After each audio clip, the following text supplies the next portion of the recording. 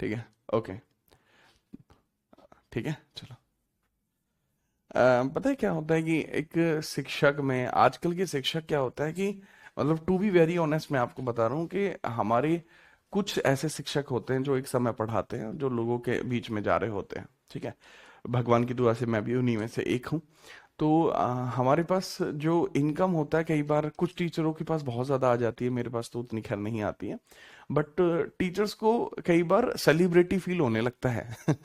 ठीक है। टीचर्स को एक बार लगने लगता है कि अरे अपनी सेलिब्रिटी हैं, तो उसमें उनकी नज़रों में फिर आप लोग व्यूवर्स बन जाते हैं, है ना। मेजर ऑफ द पर्सन्स की नज़रों में आप व्यूवर हैं, व्यूवर। लेकिन मेरी नज़रों में आप लोग व्यूवर नहीं हैं। ठीक है। मेरी नज़रों में आप लोग मेरी भावनाओं का हिस्सा हैं। You are part of my emotions. अब आप सोचेंगे अरे सर ऐसा कैसे हो सकता है, ये तो संभव ही नहीं है। तो फिर आप कभी पूछ के देख लेना कि सर मेरा नाम ये है, मैं आपकी क्लास में पढ़ा था, मैंने आपको ये कमेंट करा था, आपने मुझे ये बोला था।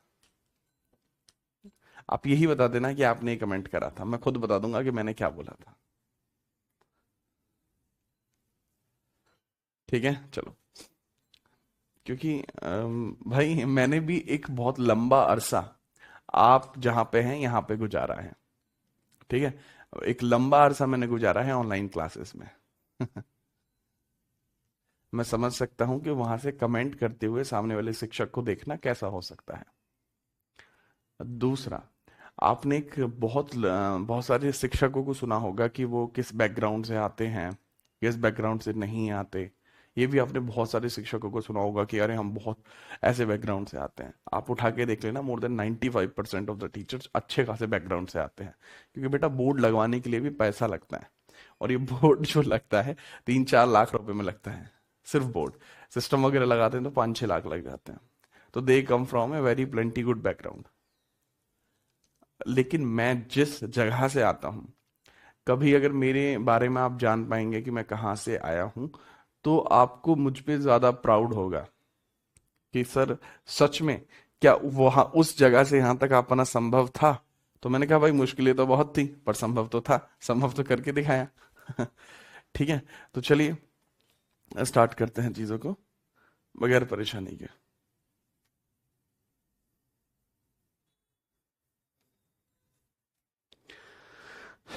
चलो जी स्टार्ट करते हैं अब। जो इम्पोर्टेंट पॉइंटर्स हैं उन सभी पॉइंटर्स को स्टार्ट करते हैं। ये सारी बातें क्यों बताई जा रही हैं आज, ये सारी बातें बस मेरा मन था इसलिए मैंने बता दी। क्योंकि आज मैं सुबह 7 बजे से क्लास ले रहा हूँ, तो मैंने कहा यार बीच में ब्रेक ले लेता हूँ थोड़ा सा, तो आप लोगों से बात कर लेता हूँ। हो गया ब्रेक। आप पढ़ने पे ध्यान लगाओ। अब आपकी जो भी बातें होंगी मैं क्लास के लास्ट में सुनूंगा। आप क्लास के लास्ट तक रुक सकते हैं, तभी अपन बात कर लेंगे। मैं बात कर रहा था रिवर्स के बारे में। तो मैं कॉन्गो या जायरे रिवर के बारे में बात कर चुका था। We had already talked about the Zaire river. अब हम नेक्स्ट रिवर की बात करते हैं, that is Niger. Niger river की बात कर लेते हैं। ठीक है। तो वो भी जरूरी होगा, कोई समस्या थोड़ी है। ठीक है चलो।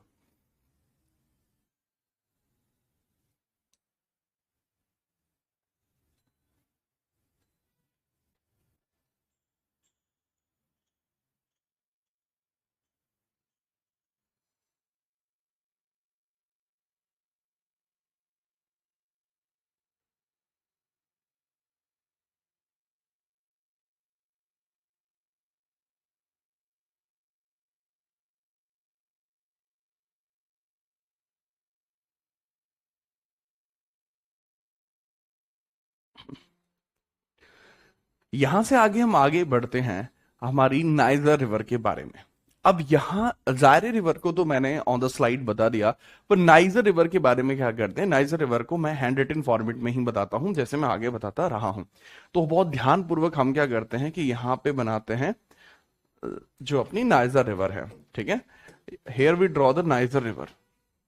अगर मैप मिल जाता यार तो मजे ही आ जाते। मैं देखता हूँ मैप मिले तो। मैप मिल जाएगा चलो।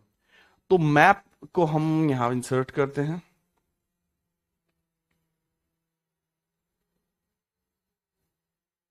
ठीक है। ओके। ये वाला पोर्शन हम निपटाते हैं पूरा, और उसके बाद देखते हैं जलवा पूरा। यहाँ एक रेक्टेंगल होगा, उसको डिलीट करेंगे, इसको छोटा करेंगे, देन इसको क्रॉप अप करेंगे।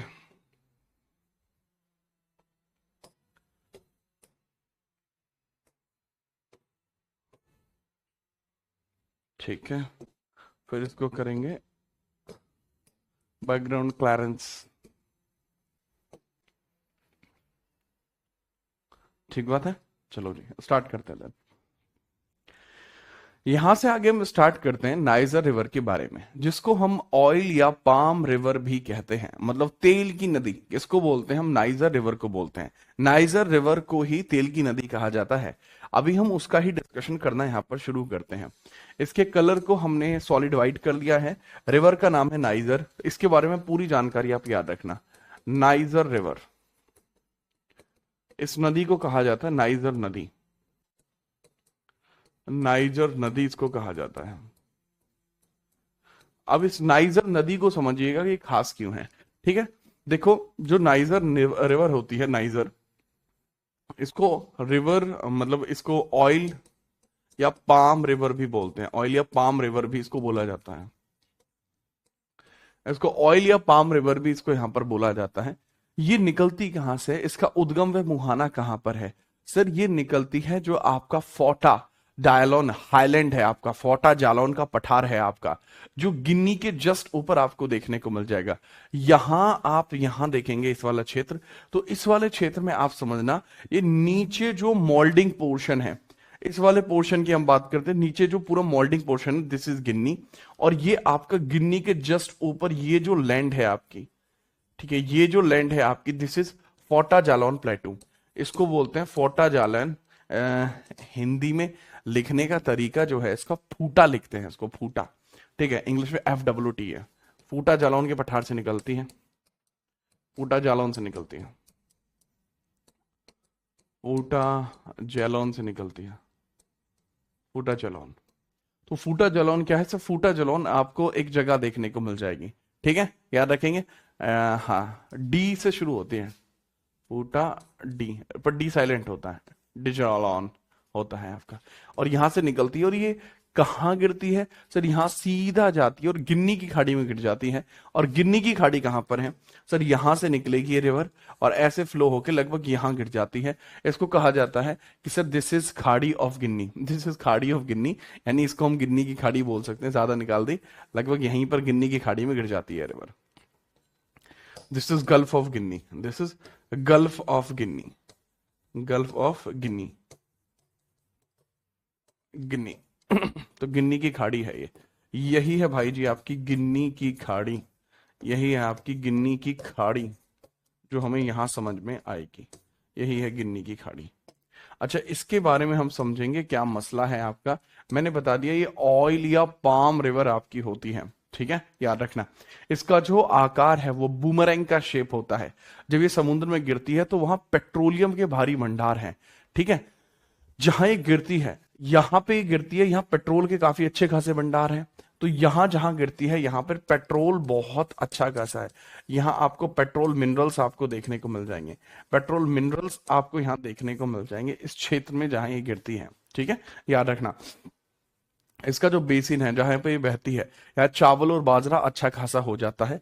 ठीक है, जहां जहां बहती है, इसका जो बेसिन क्षेत्र होता है, बेसिन, ये इसका बेसिन है। इसका बेसिन क्षेत्र, बेसिन क्षेत्र जो है इसका, यहाँ आपको चावल बाजरा अच्छा खासा मिलेगा। यहाँ चावल भी ठीक ठाक मिल जाएगा, प्लस बाजरा भी आपको ठीक ठाक मिल जाएगा। राइस एंड मिलेट अच्छा होता है यहाँ पे, राइस और मिलेट बहुत अच्छा आपको यहाँ पर दिखता है कि ये होता है, पैदावार बहुत अच्छी है। दूसरी बात है टिम्बकटू। टिम्बकटू नाम सुना है आपने? टिम्बकटू बड़ा फनी सा नाम है। ये आपने सुना होगा, माली जो शहर है, माली शहर में आपको दिखाई पड़ता है टिम्बकटू। अच्छा, इसमें अगर हम बात करें सर, इस पूरे के पूरे मैप में माली कहां पर है? देखो, इस रिवर का फ्लो चार्ट थोड़ा सा मैंने गंदा बना दिया है, अब सही बनाना पड़ेगा। हाँ, अभी ठीक है। यहां पर है भाई माली, ये शहर है आपका माली, ऊपर माली है। और माली का एक शहर है जिसका नाम है टिम्बकटू, और यहां टिम्बकटू है। तो इसके किनारे बसे शहर हम देख लेते हैं, इसके किनारे बसे शहर। बसे शहर, पहला तो हो जाएगा सर माली टिम्बकटू, टिम्बकटू, टिम्बकटू हो जाएगा। और टिम्बकटू कहाँ है? माली के किनारे है, टिम्बकटू माली के पास है, Timbuktu, Timbuktu is near by to the Mali, ये माली के पास है। किसके पास है सर? माली के पास है टिम्बकटू, माली के पास है आपका टिम्बकटू। पहला पॉइंट तो हमें यहां समझ में आ गया। तो दूसरा हम देखते हैं नियामे, ये नाइजर की राजधानी है, नियामे नाइजर की कैपिटल है, जो निकलती है आपकी यहां पे है, नियामे नाइजर की कैपिटल, नियामे, नियामे क्या है? नाइजर की कैपिटल है, नियामे नाइजर की कैपिटल है, नाइजर।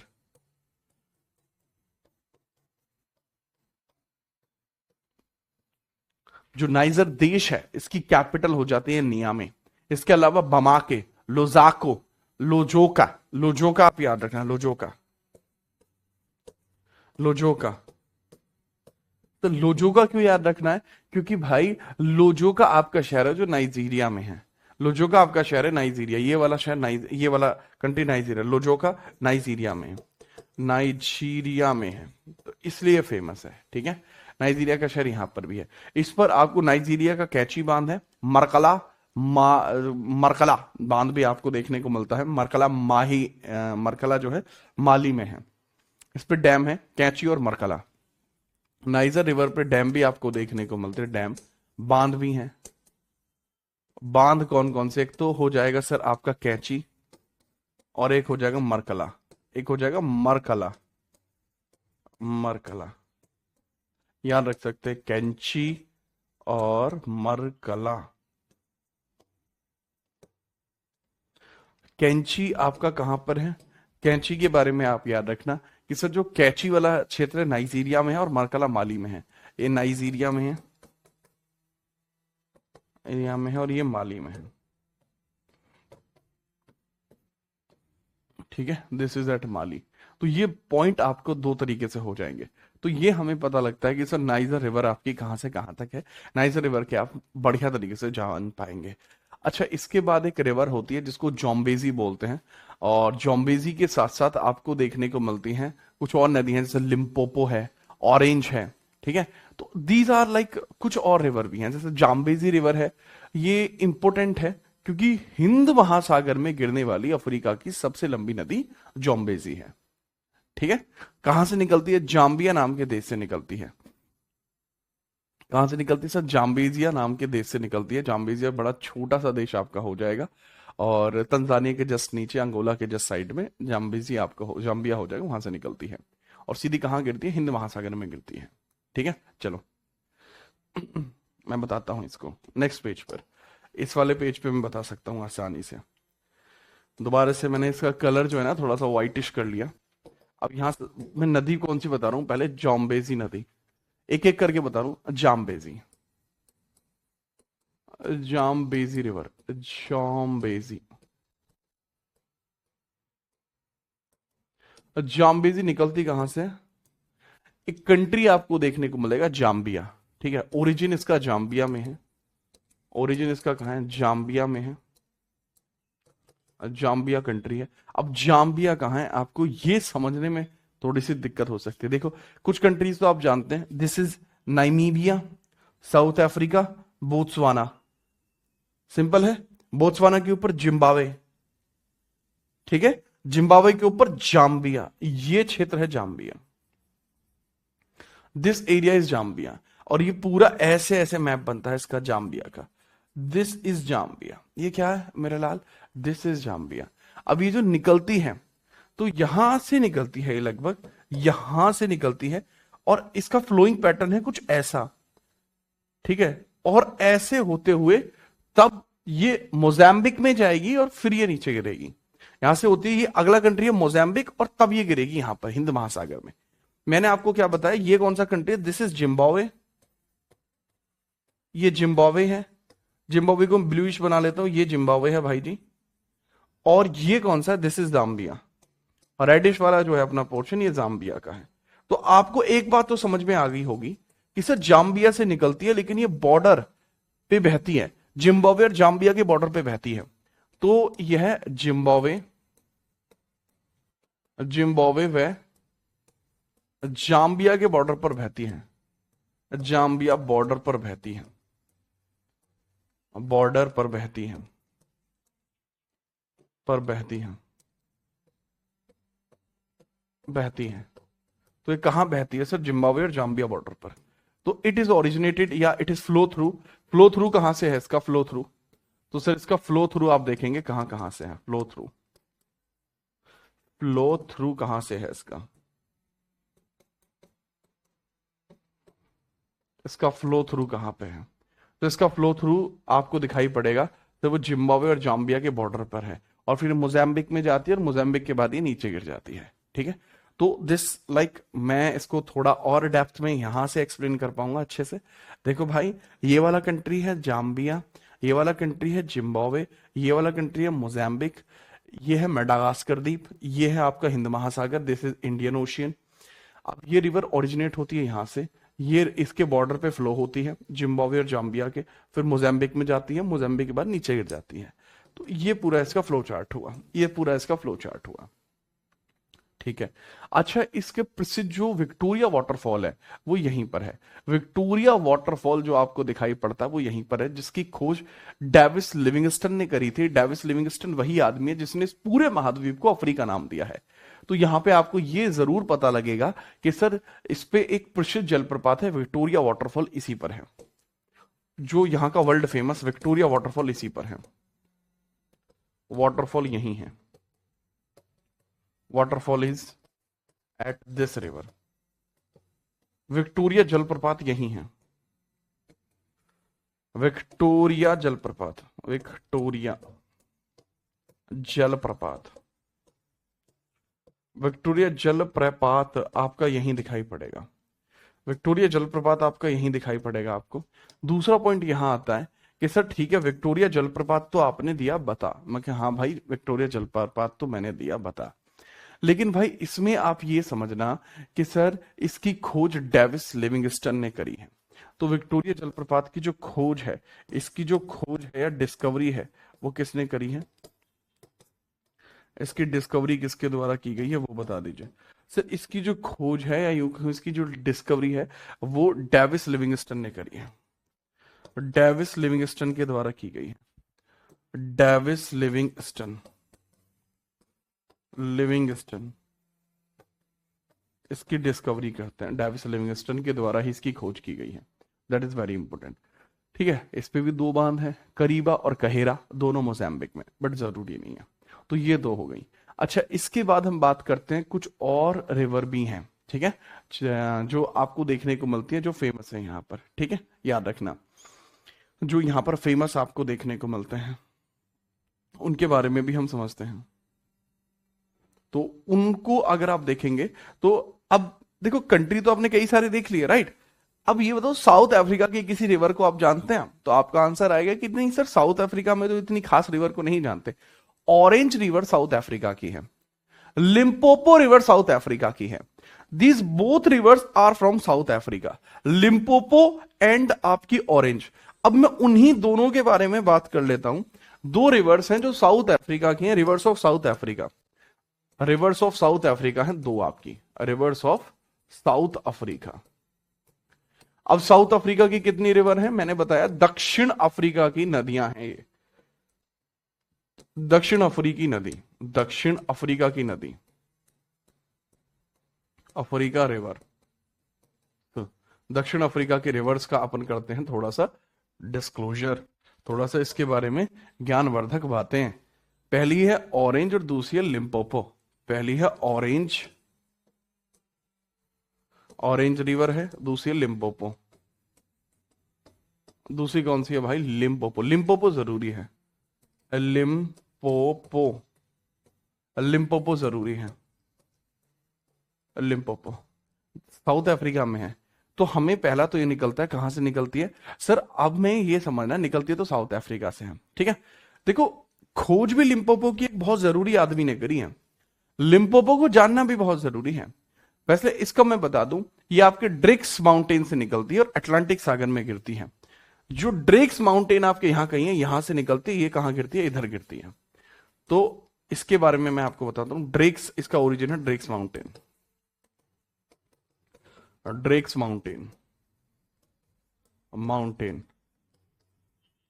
और फॉल किस में करती है, गिरती किस में, गिरना, गिरना इसका तय होता है अटलांटिक ओशियन में। अटलांटिक ओशियन में गिरती है, अटलांटिक ओशियन में गिर जाती है, निकलती है ड्रेक पर्वत से, गिरती है अटलांटिक ओशियन में। और इसका जो बेसिन है, वहां हीरे के भंडार पाए जाते हैं। ठीक है, हीरे के भंडार इसके बेसिन में ही पाए जाते हैं, हीरे के भंडार इसके बेसिन में पाए जाते हैं, वेरी इंपॉर्टेंट। लिम्पोपो रिवर खास क्यों है, ओरिजिन होता है साउथ अफ्रीका में। ओरिजिन कहां होता है, साउथ अफ्रीका, साउथ अफ्रीका। गिरती कहां पे है, अफ्रीका में है। फॉल इसका कहां होता है, मोजाम्बिक चैनल में गिरती है। ठीक है, इसका माउथ कहां पे है, माउथ का मतलब ही होता है मुहाना, कहां पर यह गिरती है। तो इसका मुहाना हमें दिखाई पड़ता है, कहां गिरता है इसका मुहाना, है कहां पे इसका मुहाना। So that is at Indian Ocean Mozambique channel, Mozambique channel में है, मोजाम्बिक चैनल में है ये, मोजाम्बिक चैनल। मैं इसका फ्लो चार्ट बताता हूं, यहां से निकलती है और ये यहां गिरती है। ठीक है, इसका फ्लोइंग चार्ट जो है वो कुछ इस प्रकार से आपको दिखाई पड़ता है। और सही बताऊं तो ये थोड़ा सा ऐसे है, हल्का सा ना, ऐसे है ये। तो मोजाम्बिक चैनल में गिरती है, Mozambique channel, Mozambique channel, big channel. ये तो भाई आपकी ऑरेंज रिवर है, ये तो ऑरेंज है आपकी, ये लिम्पोपो है आपकी, ये है लिम्पोपो। ये हमें पता लगा इसका माउथ कहाँ पे, इसका ओरिजिन कहाँ पर है। ठीक है सर, और बताएं इसके बारे में। भाई ये तो दो चीज मैंने आपको बताई। ये मकर रेखा को दो बार काटती है। ठीक है, कट मकर रेखा ट्वाइस, कट मकर रेखा ट्वाइस। कैप्रिकॉन जो लाइन है, कैप्रिकॉन ट्वाइस, कौन यानी मकर रेखा, जो मकर रेखा है उसको दो बार काटती है, ट्वाइस, दो बार। ट्वाइस का मतलब हो गया दो बार काटती है। ये भी हमारी समझ में आ गया कि दो बार काटती है। खोज वास्को डिगामा ने करी थी। ठीक है, 1498 में। लिम्पोपो रिवर की खोज कौन करता है, इसकी डिस्कवरी, ये इसको पहली बार किसने देखा था। ठीक है, इसकी डिस्कवरी किसने करी है, वास्को डिगामा, और वास्को डिगामा के द्वारा की गई है। और वास्को डिगामा ने कब करी है, 1498 में इसकी खोज करी थी। वास्को डिगामा ने इसकी खोज कब करी थी, 1498 में इसकी खोज करी थी। ठीक है, याद रखना। मुझे नहीं लगता कोई समस्या आपको होगी, नहीं। तो ये मैंने आपको सारी ही रिवर्स यहाँ की बता दी हैं। अब हम बात करते हैं यहाँ के कौन कौन से आपके मरुस्थल दिखाई पड़ते हैं। इसके यहाँ के आपके मरुस्थल कौन कौन से आपको दिखाई पड़ते हैं, उनके बारे में थोड़ा सा बता दीजिए। ठीक है भाई, अब यहाँ के मरुस्थल के बारे में बात कर लेते हैं। दुनिया का सबसे बड़ा जो मरुस्थल है वो अंटार्कटिका का है, जो एक ठंडा मरुस्थल है, वो सबसे बड़ा मरुस्थल हो गया। ठीक है, दुनिया का दूसरा सबसे बड़ा मरुस्थल है आर्कटिक है। पहला अंटार्कटिक है, दूसरा आर्कटिक है, दोनों ठंडे हैं। ठीक है सर, लेकिन दुनिया का सबसे बड़ा शुष्क या गर्म मरुस्थल कौन सा है, सहारा। गर्म और शुष्क मरुस्थल के हिसाब से हम देखते हैं तो सहारा दुनिया का नंबर 1 बड़ा डेजर्ट है। लेकिन सहारा मरुस्थल कहां पर है, देखो दक्षिण, मतलब ये अफ्रीका के उत्तरी भाग में है, और लगभग 92-93 लाख किलोमीटर स्क्वायर इसका एरिया है। कहां कहां पे बहता है, Mauritania, Western Sahara, Morocco, Algeria, Mali, Niger, Chad, Libya, Tunisia, Egypt, Sudan, यहां पर है। सीमाएं इसकी कहां कहां पर है, रेड सी है पूर्व में। ठीक है, तो ऐसे भी आप याद रख सकते हैं। थोड़ा सा मैं इसके बारे में ही बता देता हूँ, आपको मैप पे ही समझाता हूँ। ये लो यही समझाता हूँ। डेजर्ट, सहारा डेजर्ट, हेडिंग आपकी होनी चाहिए Sahara desert, Sahara desert, Sahara desert. मैं बहुत सिंपली लिखूंगा, ये दुनिया का सबसे बड़ा शुष्क, दुनिया का सबसे बड़ा शुष्क, सबसे बड़ा एरिड, मतलब शुष्क। ठीक है, और रेगिस्तानी डेजर्ट, ठीक है, शुष्क तो है ही और प्लस रेगिस्तानी। ओके, गर्म, एरिड और शुष्क और गर्म, यानी एरिड हॉट डेजर्ट है। दिस इज दुनिया का यानी world's largest arid hot desert, world's largest arid hot desert. ठीक बात है, ये सहारा डेजर्ट है आपका, यही सहारा डेजर्ट है। पूछा जाता है कितना बड़ा है आखिरकार ये। सर ये 92 से लेके 93 लाख किलोमीटर स्क्वायर है, किलोमीटर स्क्वायर है।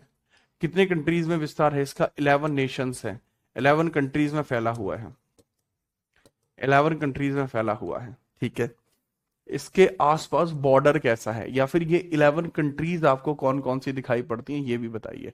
सर अगर हम बात करते हैं, ये वाला जो नेशन है ये आपको दिख रहा है, दिस इज मॉरिशीनिया, दिस इज, ये वाला क्षेत्र है, दिस इज नोन एज मॉरिशीनिया, मॉरिटीनिया, चीनिया आप इसको लिख सकते हैं, मॉरिटानिया, मॉरिटानिया, मॉरिटानिया, मॉरिटानिया हो गया ये, पहला तो मॉरिटानिया हो गया। ये आप सब जानते हैं, this is Western Sahara, Western Sahara, पश्चिमी सहारा हो गया, दो देश हो गए। ये भी आप जानते हैं, अभी मैंने बताया था, this is Mali, Niger, Chad, this is Mali, this is Niger, this is Chad. यहां तो दिक्कत नहीं है, माली, नाइजर, चाड। सूडान भी आप जानते हैं, ऐसा थोड़ी है सूडान नहीं जानते हैं, सूडान भी जानते हैं। ठीक है, दिस इज सूडान, ये साउथ सूडान है, ये इजिप्ट है। अब ये नहीं कह सकते कि आप ये नहीं जानते। सर लीबिया है ये, और ये सबसे बड़ा देश इनका, ये लीबिया हो गया, और ये इनका सबसे बड़ा देश अल्जीयर्स, अल्जीयर्स, अल्जीयर्स आपका हो गया, जिसको अल्जीरिया, अल्जीरिया है, अल्जीयर्स नहीं, अल्जीरिया इसकी कैपिटल है, अल्जीयर्स, अल्जीरिया आपका हो गया। तो इस तरीके से तो आपको याद हो गए। और एक बचता है आपका छोटा सा देश, that is known as Tunisia. Tunisia कहां पे है? ये रहा ट्यूनीशिया, ट्यूनीशिया, ट्यूनीशिया का छोटा सा हिसाब किताब है। अब ये कंट्री गिन के देख लो आप, 1 2 3 4 5 6 7 8 9 10, कोई सा एक नेशन बचा हुआ है छोटा सा, और वो कौन सा है? Morocco, Morocco, Morocco. और वो मोरक्को कहाँ? ये रहा Morocco, this is Morocco, Morocco. तो जो मैंने 9 नेशंस आपके 11 नेशंस बनाए, यहां पर ये फैला हुआ है। इसकी बॉर्डर लाइन भी बता दीजिए सर, इसका बॉर्डर लाइन कैसा है? इसका बॉर्डर भी बता देंगे, बॉर्डर कहाँ कहाँ लगता है, तो ईस्ट वेस्ट नॉर्थ साउथ कर देंगे, सो दैट कि इसके बॉर्डर को बता पाए, आसान हो जाएगा। सर ईस्ट में रेड सी है, ईस्ट में आपको दिखाई पड़ता है, यहाँ रेड सी है आपका, इधर रेड सी है भाई आपका, रेड सी है। ठीक है, इधर आपका मेडिटेरेनियन भूमध्य सागर है, यहां मेडिटेरेनियन सी है, यहां अटलांटिक है, ये तो क्लियर है रे, क्या रे? यहां आपका भूमध्य सागर है, जिसको हम बोलते हैं मेडिटेरेनियन सी, भूमध्य सागर। यहां आपका रेड सी है, लाल सागर है आपका, लाल सागर। और यहां आपका अटलांटिक है जी, अटलांटिक है, अटलांटिक, यहां अटलांटिक सागर है आपका, अटलांटिक है आपका, अटलांटिक। और फिर बचता है आपका दक्षिणी हिस्सा, यहां पर आपका इसको साहिल प्रदेश बोला जाता है, बट ये आपके कंट्रीज हो जाएंगे, ये आपके कंट्रीज हो जाएंगे। ठीक है, याद रखेंगे। ठीक है, ये आपके कंट्रीज हो जाएंगे, जो इंपॉर्टेंट इंपॉर्टेंट कंट्रीज हैं इनको हम बोल देते हैं दिस इज लाइक साहिल प्रदेश। तो यहाँ अफ्रीका, अफ्रीकन नेशंस हैं भाई, इसमें कभी पूछा भी नहीं जाएगा अलग अलग नेशन, क्योंकि मैं खुद नहीं बता सकता, इतने सारे कंट्रीज आएंगे ना यहाँ पे, नीचे के तो बहुत छोटे छोटे कंट्रीज बनेंगे, तो इसको साहिल प्रदेश भी कहा जाता है। ठीक है, याद रखेंगे। अब पॉइंट यहां पर यह आता है कि सर यह डेजर्ट फेमस क्यों है, यहां कौन कौन सी जनजातियां ज्यादा पाई जाती हैं? सर यहाँ बेहोइन और तुरेग जनजाति पाई जाती हैं। ठीक है, चलो, तो बहुत इंपॉर्टेंट है कि भैया जनजातियां कौन सी पाई जाती हैं। पहली तो है बद्दुइन, बद्दू जनजाति यहां पर पाई जाती है। ठीक है, चलो मैंने आपको बताया कि सहारा डेजर्ट में पाई जाने वाली ट्राइब कौन कौन सी हैं। इसमें ट्राइब पाई जाती हैं खाली दो। पहली है बद्दू ट्राइब पाई जाती है।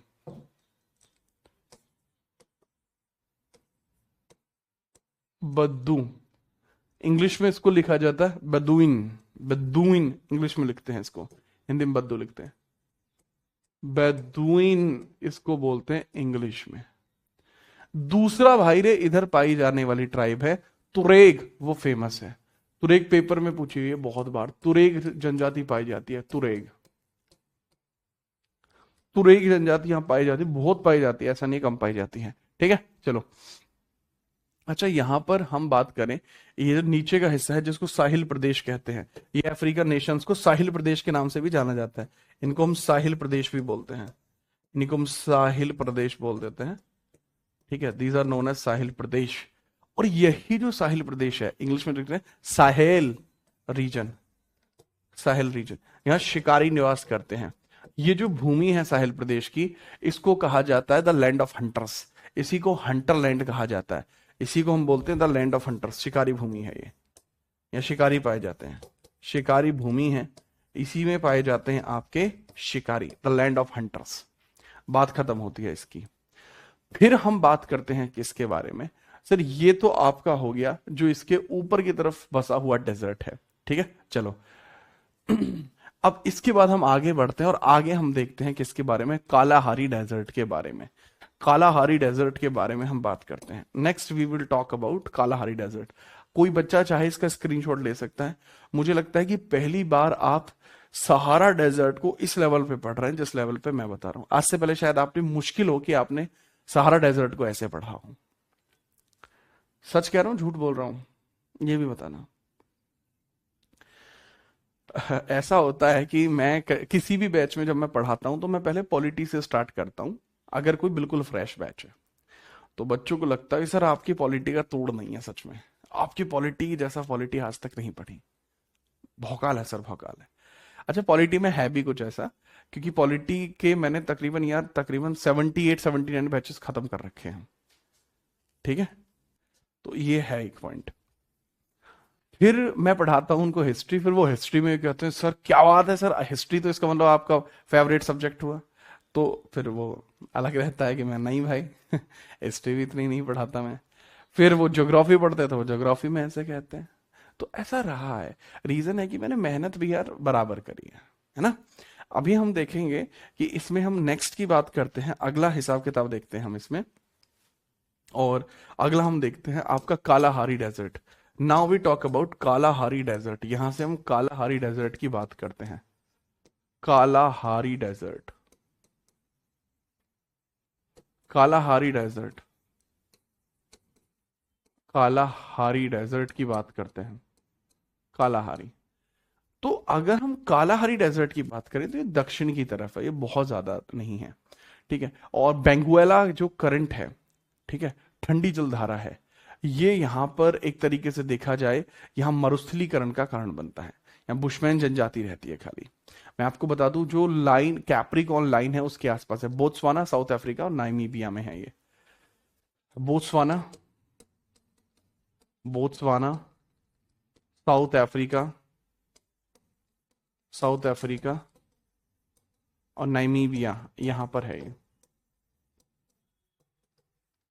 बोत्सवाना, साउथ अफ्रीका, नाइमीबिया, इन तीन क्षेत्रों में बहुत बड़े लेवल पर फैली हुई है।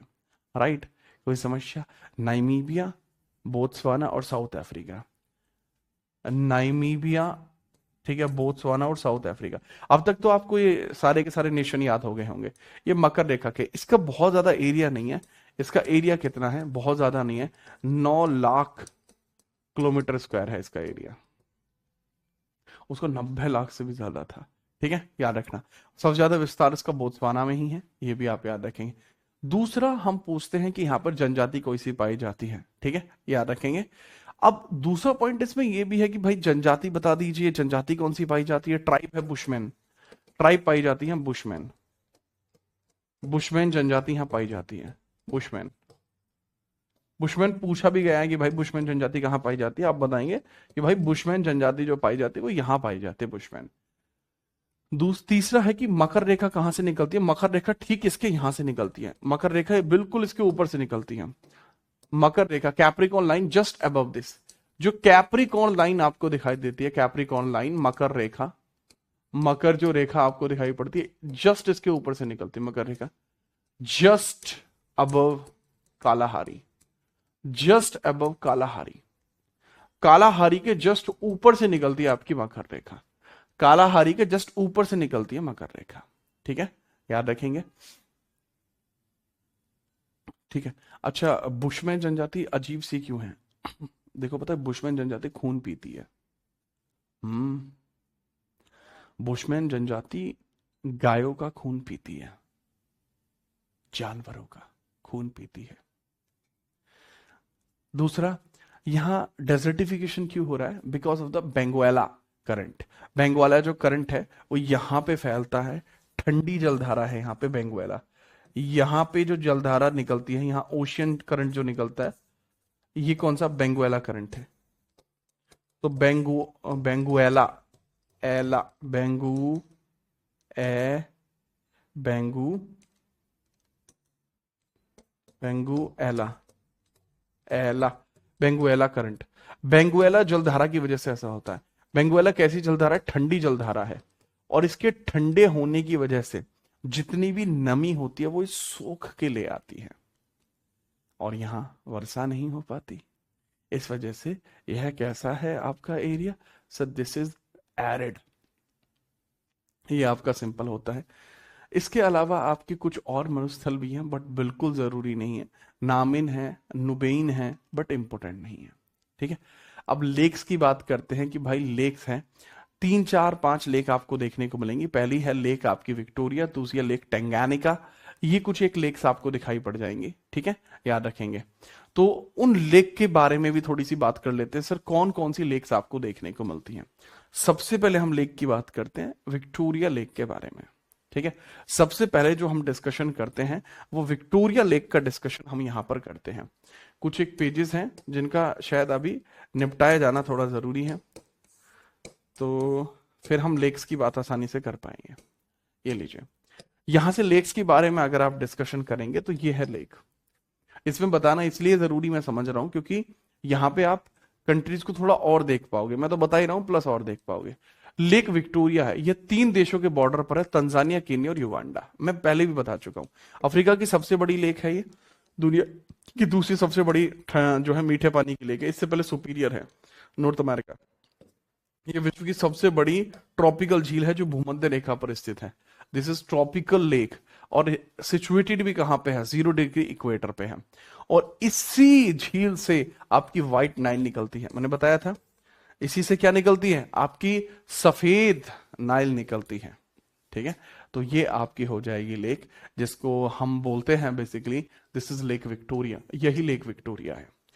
इस लेक विक्टोरिया के बाद देन हम आगे बढ़ेंगे, और देन आगे बढ़ के हम देखते हैं बाकी पोर्शन कि सर एक लेक विक्टोरिया तो आपने बता दिया, दूसरी है लेक टेंगानिका। लेक टेंगानिका भी बहुत जरूरी है। लेक टेंगानिका विश्व की सबसे लंबी मीठे पानी की लेक है। यह है लेक टेंगानिका, यहां जाम्बिया से शुरू हो रही है और सीधी देख रहे हो डेमोक्रेटिक रिपब्लिक ऑफ कॉन्गो से निकलती है, बुरुंडी फैलती हुए और तंजानिया से बॉर्डर टच करते हुए निकलती है। ये लगभग 650 किलोमीटर से अधिक लंबी है। ये ग्रेट रिफ्ट वैली में स्थित बड़ी लेक है। इस कारण अफ्रीका का एक बड़ा टुकड़ा दरार पड़ने की वजह से टूट गया, जो लाखों साल बाद अलग हो सकता है। इसका विस्तार 4 देशों में है, कॉन्गो में है ये। ठीक है, हम कह सकते हैं this is at Congo, Tanzania, Burundi और जाम्बिया यहां पर है। बैकोल झील रूस के बाद यह दुनिया की दूसरी सबसे गहरी है। भूमध्य रेखा इस झील को भी पार करती है। ठीक है, भूमध्य रेखा जो है वो भी इसमें से ही निकल रही होती है, ये भी हम कह सकते हैं। कोई समस्या तो नहीं है? नहीं सर, इतनी सी भी समस्या नहीं, बस शाबाश। तो this flow in the rift valley. ठीक है, और this is longest fresh water lake, fresh water lake. इसके अलावा आपको एक लेक और आपको दिखाई देगी यहां पर, वो भी समझ लीजिएगा। कुछ अन्य लेक हैं, जैसे आपकी मलावी झील है आपकी, जिसको नया सा मलावी बोलते हैं। ये भी आपकी भ्रंश घाटी यानी रिफ्ट वैली में बहती है, रिफ्ट वैली में बहती है। ये मलावी, तंजानिया, मोजाम्बिक के बॉर्डर पर है। अलग अलग नाम है इसको, मलावी में इसे मलावी झील, तंजानिया में न्यासा झील और मोजाम्बिक में लोगो नैसा कहते हैं। फिर लेक चैड है, वो चैड के बॉर्डर पे है। ये सहारा मरुस्थल की सबसे बड़ी झील है, इसका विस्तार चाड, नाइजर और नाइजीरिया और कैमरून में है। जलवायु परिवर्तन और रेगिस्तान की धूल के कारण यह झील लगातार सूखने की कगार पर है। और आगे है आपकी अल्बर्ट लेक, युगांडा और कॉन्गो के बॉर्डर पर है। Quite simple, quite simple. ठीक है, इतने टेंशन आपको लेनी ही नहीं है। ठीक है,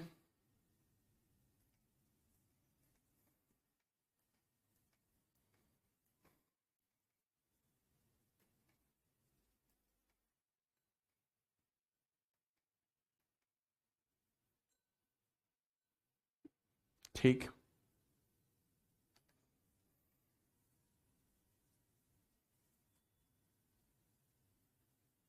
ठीक है सर, हम समझते हैं, इस वाली चीज को आप याद रखेंगे और कोई समस्या भी आपको नहीं होगी।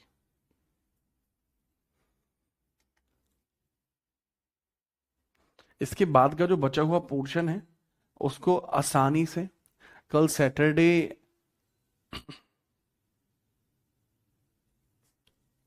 ठीक है, याद रखेंगे। अब इसके बाद का जो पोर्शन है कल सैटरडे है, बट कल आपकी क्लास चलेगी। ठीक है, मैं देखता हूँ रिकॉर्डेड डलवाऊंगा, कैसे भी डलवाऊं, पर मैं इस क्लास को जरूर दूंगा। पढ़ने में क्या समझ आया आप वो बता दीजिए, कोई और बात है तो वो बता दीजिए। ठीक है, फटाफट बताओ।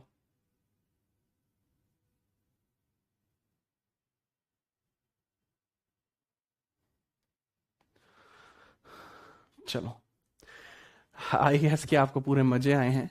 तो इसके बाद एक बच्चा कह रहा है सर आपका कंटेंट इंग्लिश में क्यों नहीं है, जरूरत नहीं पड़ती, नोटिफिकेशन क्यों नहीं आता, कोई बात नहीं, आप ऐसे पढ़ लिया करो। दूसरा, अगर आप में से कोई भी ऐसा बच्चा है जो सीजीएल के क्वेश्चन करना चाहता है और आप ज्योग्राफी के सीजीएल के क्वेश्चन करना चाहते हो या किसी भी सब्जेक्ट के सीजीएल के क्वेश्चन करना चाहते हो, आपके लिए एक विशेष सूचना है। आप सीधा यूट्यूब पर जाएं, यूट्यूब पर आप खोलें आपका अपना चैनल जी जाना जीएस, इसमें वीडियोस के सेक्शन में आप आना और एक खतरनाक वीडियो यहाँ डाली गई है, इस खतरनाक वीडियो को यहाँ जरूर देखना। भाई यहां इस वीडियो में आप पाएंगे कि आप लोगों के लिए खतरनाक खतरनाक चीजें आपको यहां दिख रही हैं। ठीक है, चलो, तो अब यहां पर इस चीज को आप समझेंगे कि इतनी क्लासिकल क्लास है ना ये, इसमें ना केवल मैंने आपको पॉलिटी कराई है, हिस्ट्री कराई है, ज्योग्राफी कराई है, इकोनॉमिक्स कराई है, नहीं चारों सब्जेक्ट मैंने आपको यहां पर कराए हैं। तो यहां शुरुआत करिए मैंने हिस्ट्री से, तो यहां मैं हिस्ट्री पढ़ा रहा हूं आपको सीजीएल 2025 की। देन आपकी यहाँ भी हिस्ट्री चल रही है, मॉडर्न हिस्ट्री है यहाँ पे। यहाँ आपकी पॉलिटी चल रही होगी, हाँ। इस पॉलिटी के बाद आप देखेंगे, पॉलिटी के बाद आप देखेंगे यहाँ पर है आपकी ज्योग्राफी। ठीक है, निम्नलिखित में से किस प्रकार के भूसंकलन से खिसकने वाली सामग्री का पीछे की ओर घूर्णन होता है। ठीक है, इसके बाद आपको दिखाई पड़ेगी यहाँ नेक्स्ट आपकी इकोनॉमिक्स। ठीक है, तो ये पूरा का पूरा जो पर्सपेक्टिव है उसके लिए चर्चा थी। आई होप आप समझ पाएंगे। अभी अपन कल ही मिलते हैं। ठीक है, कल ही मिलते हैं हम। जय हिंद, वंदे मातरम।